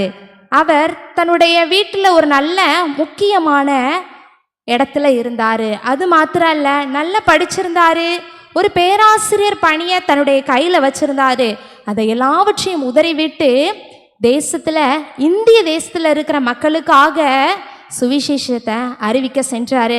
அவர் மூலமாய் 1958 எழுப்புதல் தீ பற்றி எரிய ஆரம்பித்தது. 1958 எழுப்புதல் தீ பற்றி எரிய ஆரம்பித்தது. அவர் தன்னுடைய வாழ்க்கையில் ஒரு குறிக்கோள் வச்சிருந்தாரு. முழங்காலில் நின்று நான் ஜெபம் பண்ணுவேன், என் தேசத்தின் ஜனங்களுக்காக தனி ஜெபம் செய்வதை அவர் வாழ்க்கையில் அந்த வாலிபன் உறுதுணையாக வச்சிருந்தாரு. அது மாத்திரமல்ல, நிறைய பாடல்கள், சிந்தனை துளிகள், நிறைய கவிதைகள், இந்த மாதிரிலாம் தன்னுடைய வாழ்க்கையில் தன்னால் என்னெல்லாம் முடியுமோ அவற்றை எல்லாவற்றையும் அந்த வாலிபன் தேவனுக்காக வைத்தார். அவர் எழுதியதில், தனி ஜெபம் இல்லை என்றால் வழி துணைக்கு கர்த்தர் இல்லை, வேதாகமத்தை கண்கள் படிக்கவில்லை என்றால் பரலோகத்திற்கு பாதை செல்வதே இல்லை. யாரெல்லாம் இன்னைக்கு ஜெபம் பண்ணிட்டு வந்தா? யாரெல்லாம் இன்னைக்கு ஜெபம் பண்ணிட்டு வந்தா? உண்மையை சொல்லுங்க பாப்போம். இன்னைக்கு யாராவது இங்கே VBSக்கு வர்றதுக்காக ஏசப்பாவுக்கு நன்றி செலுத்திட்டு வந்தீங்களா? நாம் என்ன செய்யணும்? நம்முடைய தேவைகளுக்காக, நமக்காக, நம்முடைய பெற்றோருக்காக, நம்ம சுற்றி உள்ள நம்மை போன்ற பிள்ளைங்களுக்காக நம்ம என்ன பண்ணணும்? தனியாக ஏசப்பா கிட்ட என்ன பண்ணணும்? ஜபத்தின் மூலமாக பேசணும். சரியா? அது மாத்திரமல்ல, உங்கள் கையில் எல்லாரும் வேத புத்தகம் கொண்டு வந்திருக்கீங்களா? வேத புத்தகம் கொண்டு வந்திருக்கீங்களா? டெய்லி அந்த புத்தகத்தை திறந்து பார்ப்பீங்களா? திறந்து பார்ப்பீங்களா? கையில் எல்லாரும் பைபிள் வச்சுருக்கீங்கல்ல, திறந்து பார்ப்பீங்களா? அதில் இருக்கிற வார்த்தைகளை நம்ம படித்தா மாத்திரம்தான் பரலோகத்துக்கு போக முடியும்னு சொல்லி இந்த வாலிபர் சொல்கிறாரு. அது மாத்திரமல்ல, இந்த வாலிபர் FMBB, விஸ்வவாணி, TWR போன்ற அநேக இயக்கங்களை முன்னின்று நடத்தி சென்றார். அது மாத்திரம் இல்லை, இந்தியா முழுவதும் வானொலி மூலமாக இயேசுவின் நற்செய்தி பரவ காரணமாக இருந்தார்.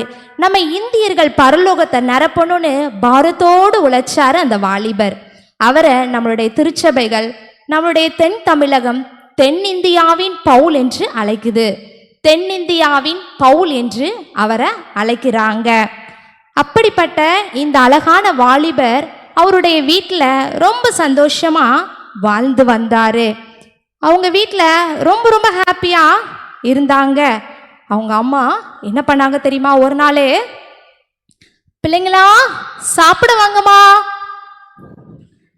பிள்ளைங்களா சாப்பிடுவாங்கம்மா அப்படின்னு சொல்லி அவங்க அம்மா காலை உணவை சாப்பிட்றதுக்காக கூப்பிட்டாங்க.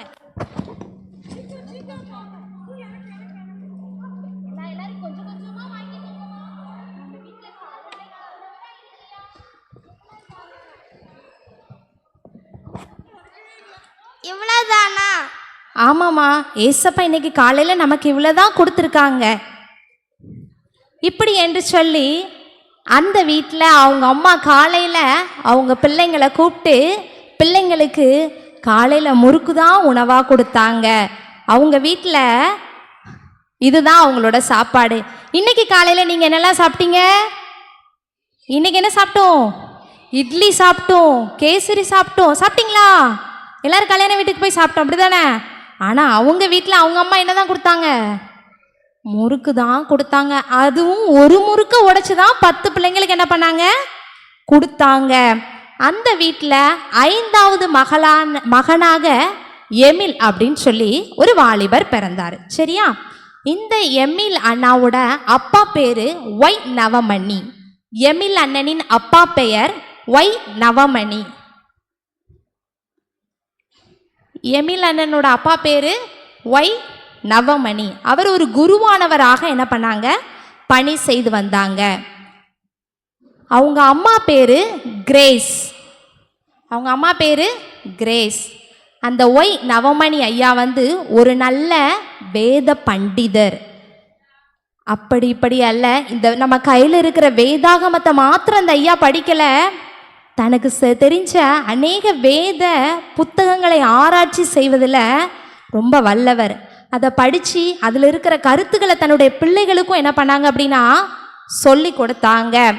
அவர் சிறந்த வேத பண்டிதராக இருந்ததுனால தனக்கு பிறந்த எல்லா பிள்ளைங்களுக்கும் இரத்த சாட்சியாக மரித்தவங்களோட பெயரை மிஷினரிகளுடையதை தான் தன்னுடைய 10 பிள்ளைங்களுக்கும் பெயரிட்டு அழைச்சாங்க.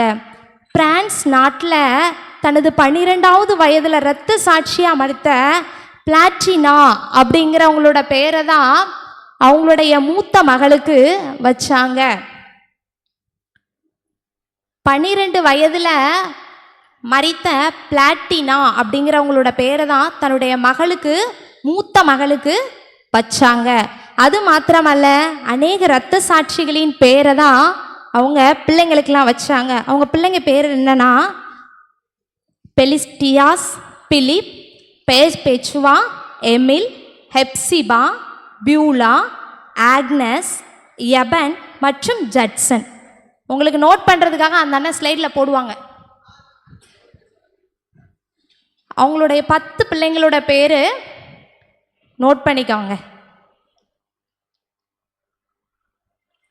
தன்னுடைய 10 பிள்ளைங்களுக்கும் இரத்த சாட்சிகளாக மரித்த மிஷினரிகளுடைய பெயரை தன் பிள்ளைகளுக்கு வச்சு அழைச்சாங்க. அதில் ஹெப்சிபா, பியூலா அவங்க 2 பேரும் ஒரே நேரத்தில் பிறந்த இரட்டை பிள்ளைகள். ஹெப்சிபா, பியூலா. மீதி 10 பிள்ளைங்களும் அவங்க வீட்டில் இருந்தாங்க. இந்த எமில் அண்ணன் அவங்க வீட்டில் அவங்க குடும்பமாக அனுதினமும் அவங்க வீட்டில் குடும்ப ஜெபம் உண்டு. உங்கள் வீட்டிலலாம் குடும்ப ஜெபம் உண்டா? நைட்டு நீங்கள்லாம் கைத்தட்டி பாட்டு படிப்பீங்களா? நம்ம ஐயா கூட சொல்லியிருக்காங்க, அப்படி தானே? 9:30 மணிக்கு ஆலயத்தில் என்ன பண்ணும்? பெல் அடிக்கும். எல்லார் வீட்லையும் என்ன பண்ணணும்? பாட்டு பாடி ஜெபம் பண்ணணும் சொன்னாங்கல்ல, சொல்லியிருக்காங்கல்ல. யார் வீட்டிலலாம் பண்ணுறீங்க? யார் வீட்லையாவது பண்ணலனா இன்னையிலேருந்து என்ன பண்ணுங்க, நீங்கள் உட்காந்து உங்கள் விபிஎஸ் பாட்டெல்லாம் நல்லா சத்தமாக படித்து அப்பா அம்மாவெல்லாம் கூப்பிட்டு என்ன பண்ணணும்? ஜெபம் பண்ணணும். சரியா? நைட்டு நம்மளை காலையில் முழுசும் காத்து வராங்களே இசப்பா, அதுக்கு நன்றி செலுத்தணும்ல. ஆமாம். அதுபோல் இந்த எமில் அண்ணனோட வீட்டில் எல்லாரும் சேர்ந்து ஜெபம் பண்ணுவது, அவங்க சந்தோஷமாக இருக்கிறது ஒரு குட்டி பரலோகமாக காட்சியளித்தது. இந்த நவமணி ஐயா தன்னோட பிள்ளைகளை மிகவும் கண்டிப்புடனும் ஒழுக்கத்துடனும் வளர்த்தாங்க. பிள்ளைகளுக்கு முன்பதாக காலையில் எழுந்த உடனே முழங்காலில் நின்று வேதத்தை படிப்பதை அனுதின கொள்கையாக கொண்டிருந்தாங்க. 1941 பரமக்குடியில் ஜனவரி 10ஆம் தேதி 5வது மகனாக பிறந்தார் எமில். 1941 ஜனவரி 10ஆம் தேதி பரமக்குடியில் இந்த குடும்பத்தில் 5வது மகனாக பிறந்தார் எமில் அண்ணன். தீ இருப்பது எரிவதினால்தான் என்பது போல திருச்சபை இருப்பது சுவிசேஷ ஊழியத்தினால்தான். தீ இருப்பது எரிவதினால்தான் என்பது போல திருச்சபை இருப்பது சுவிசேஷ ஊழியத்தினால்தான். அநேக வெளிநாட்டு மிஷினரிகள் நமக்கு வந்து நல்ல சுவிசேஷத்தை சொன்னதுனால தான் நாம் இப்படிப்பட்ட அழகான ஆலயத்தில் அமர்ந்திருந்து தேவனை ஆராதிக்க முடியுது அப்படின்னு அழகா சுவிட்சர்லாந்து தேசத்தை சேர்ந்த எமில் ப்ரூத்தர் அப்படிங்கிற ஐயா எழுதின வாக்கியத்திற்கு இணங்க அந்த எமில் ப்ரூத்தரோட பேர்லேருந்து எமில் அப்படிங்கிற பேரையும் தன்னுடைய மகன் நல்ல ஒரு ஜப வீரனாக இருக்கணுங்கிறதுக்காக ஜபங்கிற பேரையும் எடுத்துட்டு சாதுர் சுந்தர்சிங்க போல தேசமெங்கும் சென்று அவருடைய சுவிசேஷத்தை அறிவிக்கணுங்கிறதுக்காக சிங் என்ற பெயரை எடுத்து அந்த அண்ணனுக்கு எம்எல் ஜபசிங் அப்படிங்கிற பெயர் வச்சாங்க. அந்த அண்ணனோட பேர் என்னது? நம்ம இந்த வருஷம் பார்க்க போகிற தொடர்கதையில் இருக்கிற கதாநாயகன் பேர் என்னது? எம்எல் ஜபசிங். அந்த ஐயாவை பற்றி தான் என்ன பண்ண போகிறோம், நம்ம பார்க்க போகிறோம். இந்த எம்எல் ஜபசிங் 1941 ஜனவரி 10 பரமக்குடியில் ஒய் நவமணி ஐயா கிரேஸ் அம்மையா அவருக்கு 5வது மகனாக பிறந்தாங்க எம்எல் ஜபசிங். அவர் சிறு வயதிலே அழகா பாடல் பாடுவாங்க, அழகிய கண்களோடு அழகிய தோற்றத்தோடு காணப்பட்டாங்க. நல்லா துரு துரு துரு துருன்னு பேசுவாங்க. நம்மக்கிட்டே நிறைய பேர் இங்கே துரு துரு துருன்னு உட்காந்துருக்காங்க உள்ள. ஆமாம் தானே? நிறைய பேர் சேட்டை பண்ணிகிட்டே இருக்காங்க, அப்படி தானே? கவனிக்கலையா? இப்படி குட்டி குட்டி சேட்டை பண்ணிக்கிட்டே இருக்கிறது போல அந்த அண்ணனும் துரு துரு துரு துருன்னு இருந்தாங்க. இவங்க குடும்பம் எங்கே இருந்துச்சு அப்படின்னா, அவங்க தொடக்க பள்ளி படிக்கும்போது உக்ரகன் கோட்டையில் தொடங்கினாங்க. இவங்க தன்னுடைய தொடக்க கல்வியை உக்ரகன் கோட்டையில் தொடங்கினாங்க. அந்த காலத்துலலாம் லைட்டுலாம் கிடையாது, அப்படி தானே? அவங்க நைட்டு அரிக்கன் விளக்கில் தான் என்ன பண்ணாங்க அப்படின்னா பாடம் படித்தாங்க. யாருக்கெல்லாம் அரிக்கன் விளக்கு பார்த்துருக்கா? நம்ம பெரியவங்கள்ட்டெல்லாம் உங்கள் வீட்டில் உங்கள் தாத்தா பாட்டிகிட்ட கேட்டு பாருங்கள். நம்ம வீட்டில் 10 பேர் இருந்தாங்கன்னா அரிக்கன் விளக்குக்கு சண்டை போடுவாங்க. ஒரே ஒரு அரிக்கன் விளக்கு தான் வீட்டில் இருக்கும். இழுத்து பிடிச்சி எனக்கு தெரியல உனக்கு தெரியலன்னு சண்டை போட்டு படிப்பாங்க. நமக்கு அழகாக லைட்லாம் போட்டிருக்காங்க, அப்படி தானே? ஆமாம் தானே? சிமிலி விளக்கு கேள்விப்பட்டிருக்கீங்களா? மண்ணெண்ணெய் ஊற்றி அந்த அரிக்கன் விளக்கில் தான் என்ன பண்ணாங்களாம் அந்த அண்ணன் படித்தாங்களாம். அந்த அரிக்கன் விளக்குக்கு அவங்க வீட்டில் எம்மில்லனை எல்லா அக்கா தம்பிமார் கூடயும் நல்ல சண்டை போடுவாங்க. கிரேஸ் அம்மையார் வந்து சமாதானப்படுத்தி அவங்கள படிக்க வச்சாங்க. இப்படி அவங்க நல்லா படித்து தன்னுடைய தொடக்க பள்ளியை உக்ரகோட்டையில் படிச்சுட்டு வரும்பொழுது அவங்க அப்பாவுக்கு சாத்தான் குலத்துக்கு மாறுதல் ஆனதுனால அங்கே போய் தன்னுடைய மேல் படிப்பை தொடர்ந்தாங்க. சாத்தான் குலத்தில் போய் தன்னுடைய மேல் படிப்பை தொடர்ந்தாங்க. அங்கே அவங்க என்ன பண்ணாங்க அப்படின்னா ஃபுட்பால் வாலிபால் அதில் சிறந்த அறிஞராக இருந்தாங்க. இங்கே யாருக்கெல்லாம் ஃபுட்பால் வாலிபால் பிடிக்கும்? யாருக்கெல்லாம் ஃபுட்பால் வாலிபால் பிடிக்கும்? நிறைய பேருக்கு பிடிக்கும், அப்படி தானே? அந்த அண்ணன் அந்த விளையாட்டில் சூப்பராக விளையாடுவாங்களாம். கை கீழே போட்டுக்கோங்க. அந்த அண்ணனுக்கு ஃபுட்பால் வாலிபால் ரொம்ப பிடிக்கும். அது மாத்திரமல்ல, புத்தகம் வாசிப்பது அவங்களுக்கு ரொம்ப பிடிச்ச ஒன்று. நிறைய புத்தகம் என்ன பண்ணுவாங்கன்னா வாசிச்சுட்டே இருப்பாங்க. நம்மளுடைய வேதாகமத்தை கூட நிறைய தடவை வாசிச்சிருக்காங்க. அவங்களுக்கு ரொம்ப புத்தகம் பிடிக்கும். அப்படிங்கிறதுனால அவங்க ஊர்லேருந்து நூலகம் 2 மைல் தூரம் இருந்துச்சு. அங்கே நடந்தே போய் என்ன பண்ணுவாங்களாம் புத்தகத்தை தேடி தேடி படிப்பாங்களாம். நம்ம ஊரில் நூலகம் இருக்குல்ல, இருக்கா? யாரெல்லாம் போயிருக்கா? அங்கே நம்ம கிரேஸக்கா இருப்பாங்க, அப்படி தானே? பார்த்துருக்கீங்களா? நம்ம ஊர்லேயே ஒரு நூலகம் இருக்குது, சரியா? நிறைய புத்தகத்தை என்ன பண்ணுவாங்க அந்த அண்ணன் படித்தாங்களாம். அதுக்காக 2 மைல் தூரம் நடந்தே போய் என்ன பண்ணாங்க படித்தாங்க. சாத்தான் குலத்தில் அவங்க உயர் படிப்பான எஸ்எஸ்எல்சி என்ன பண்ணாங்கன்னா படித்தாங்க. அந்த காலத்தில் வீட்டில் ரொம்ப கஷ்டம், சாப்பிட்றதுக்கு வழி இல்லை, ரொம்ப வறுமை. இந்த சூழ்நிலையில் இந்த அண்ணன் வாலிப வயசில் இருந்தாங்க. அப்போ யோசித்து பார்க்காங்க, ஏசப்பா தான் ஜீவன்னு சொல்கிறாங்க, அவர் உண்மை உள்ள கடவுள்னு சொல்கிறாங்க. ஆனால் நமக்கு ஏன் ரொம்ப வறுமை, நம்ம வீட்டில் ஏன் ரொம்ப கஷ்டப்படுறோம்? அப்பா ஏசப்பாவுக்காக ஊழியம் செய்கிறாங்க, ஒரு குருவானவர். ஆனால் நம்ம வீட்டில் ஏன் ரொம்ப கஷ்டமாக இருக்குது, ஏன் தெரியலையே? இந்த ஏசப்பா நமக்கு உதவி செய்ய மாட்டாங்களா?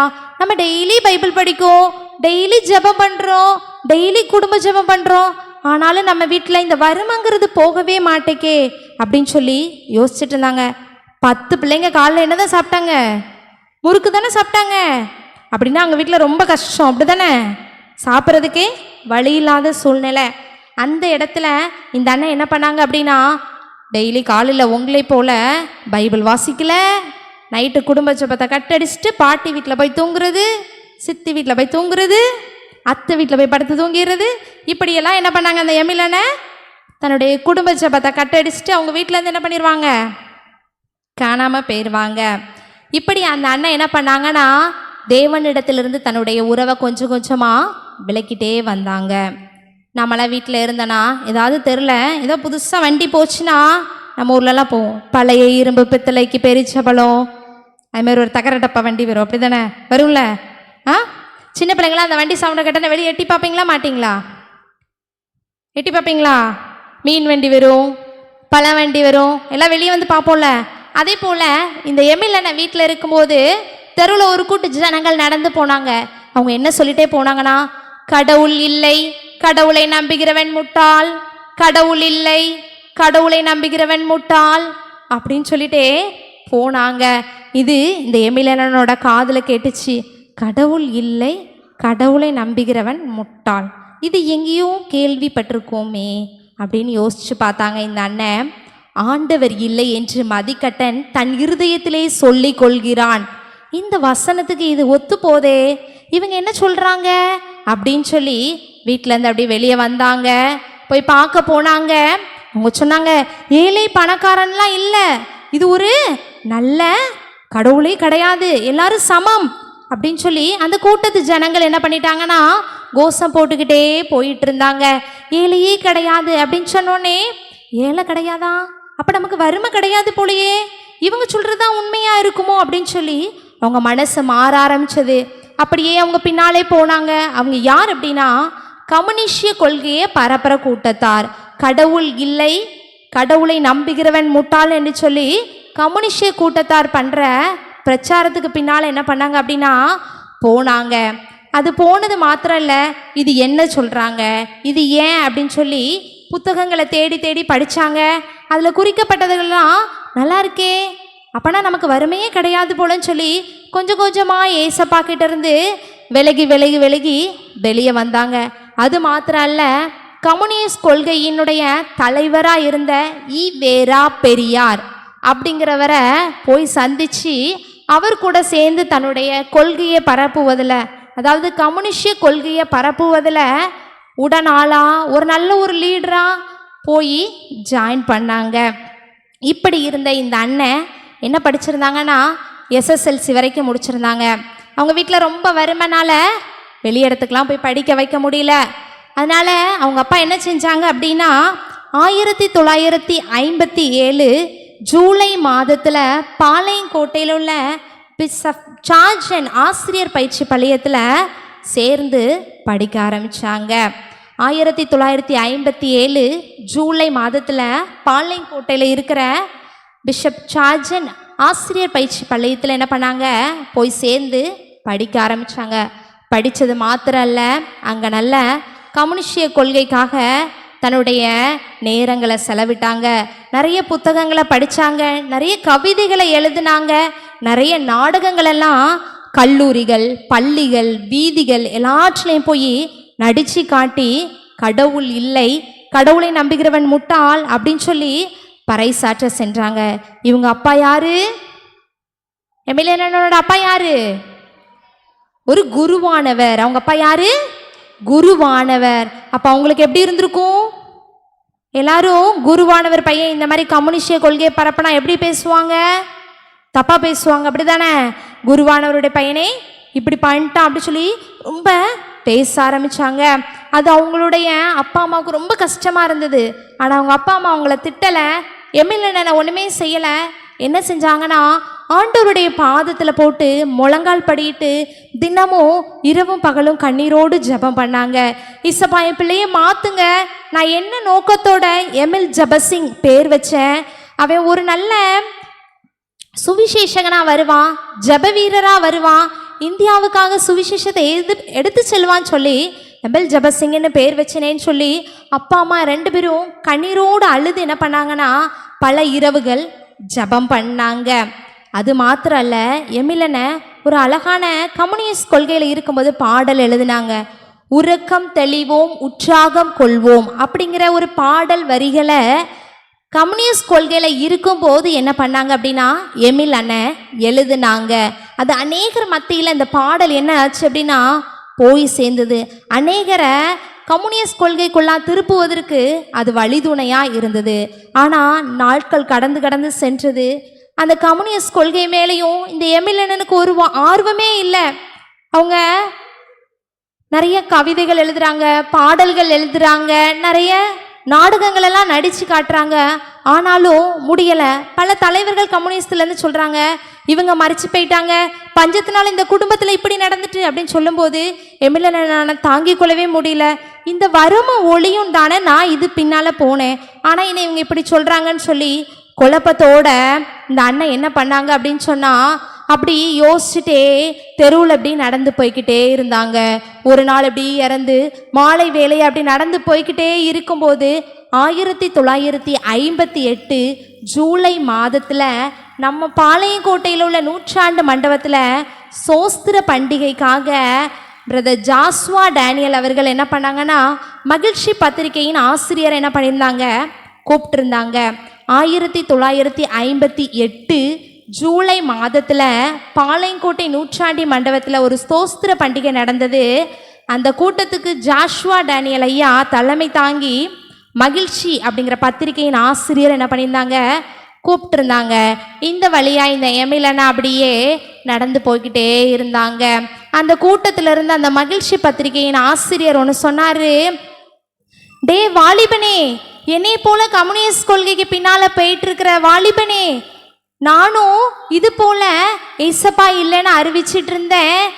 என்னையை சந்திச்ச ஆண்டவர் உன்னையை நேசிக்கிறார், நீ அவர் பின்னால ஓட வேணும், நீ கம்யூனிஸ்டுக்கு பின்னால ஓடாத. உன் மனசுல மகிழ்ச்சி இல்லை, நிம்மதி இல்லை, ஏசப்பா உன்னை அழைக்கிறார் அப்படின்னு ஒரு சத்தம் கேட்டுச்சு. இப்படி போயிட்டு இருந்த எம்எல்ஏனுக்கு ஏதோ நம்மளை மாதிரியே சொல்ற மாதிரி இருக்கே, நம்மளை பற்றியே சொல்ற மாதிரி இருக்கே அப்படின்னு சொல்லி அந்த கூட்டத்தில் என்ன நடக்குன்னு சொல்லி மெதுவாக அந்த கூட்டத்துக்குள்ளே போய் நின்னாங்க. அந்த மகிழ்ச்சி பத்திரிகையின் ஆசிரியர் சொல்கிறத எல்லாத்தையும் கேட்டுட்டு இருந்தாங்க. அவங்களும் கம்யூனிஸ்டில் இருந்து விலகி ஏசவாவை தன்னுடைய உள்ளத்தில் ஏற்றுக்கொண்ட ஒரு மனிதர்.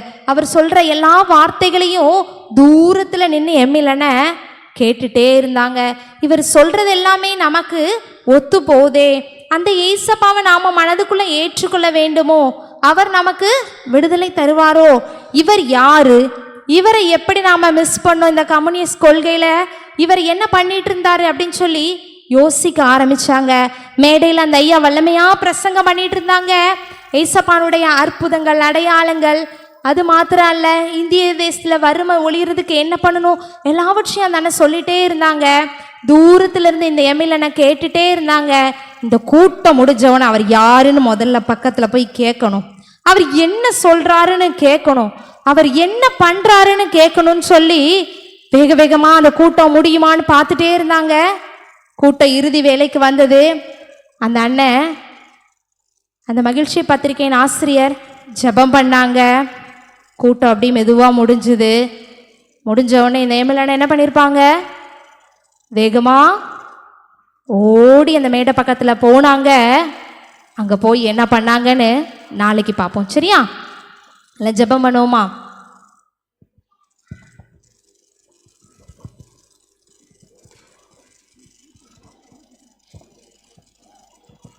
எல்லாரும் நேர் முழங்கால் போட்டுக்கிறீங்களா? ஜெபம் பண்ணுவோமா?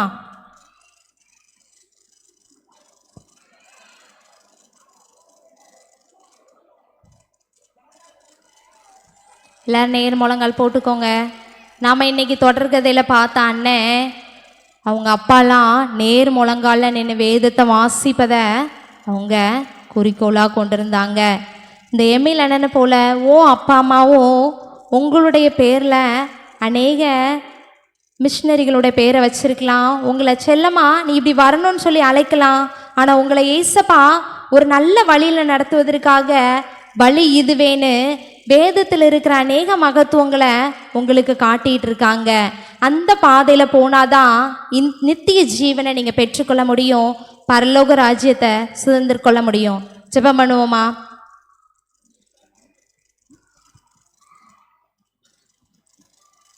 ஜெபம்.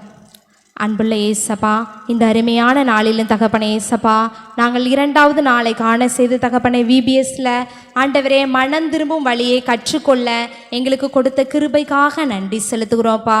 இந்த நாளிலும் தகப்பனே நாங்கள் தகப்பனே இளைய குமாரனை போல எங்களுடைய வாழ்க்கை வழி விலகிய நிலைமையில இருந்தாலும் ஏசப்பா, நீங்கள் எங்களை அழைக்கிறீங்க ஏசப்பா. அப்பா ஆண்டவரே, பரத்துக்கு விரோதமாகவும் அப்பா ஆண்டவரே ஏசப்பா, நாங்கள் ஆண்டவரே எங்களுடைய பெற்றோருக்கு விரோதமாகவும் நாங்கள் தவறு செய்திருந்தால் ஒரு விசை தகப்பனே எங்களையும் எங்களுடைய பிள்ளைகளை நீங்கள் மன்னிங்க சுவாமி. பிள்ளைகள் தகப்பனே, இன்று முதல் தகப்பனே உம்முடைய பாதையிலே நீர் காட்டும் வழியிலே நடத்த தகப்பனே ஏசப்பா, நீங்கள் வழி நடத்தி செல்ல போகிறதுக்காக நன்றி செலுத்துகிறோம் ஏசப்பா. இந்த நாள் முழுவதும் நீங்கள் எங்களை கண்ணின் மணி போல பாதுகாத்தீங்க.